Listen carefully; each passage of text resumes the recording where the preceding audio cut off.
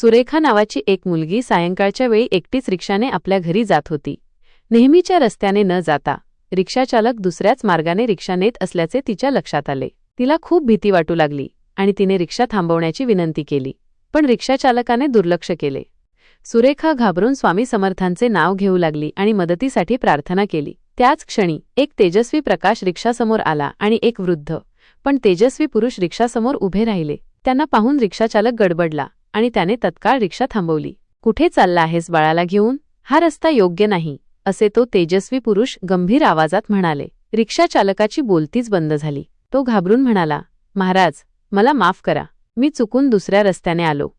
स्वामी समर्थांनी सुरेखाकडे पाहिले आणि तिला धीर दिला. "घाबरू नकोस बाळा, मी आहे ना तुझ्यासोबत." त्यांनी रिक्षाचालकाला योग्य रस्त्याने जाण्यास सांगितले. रिक्षाचालकाने तात्काळ यू-टर्न घेतला आणि सुरेखाला तिच्या घरासमोर सुरक्षितपणे सोडून दिले.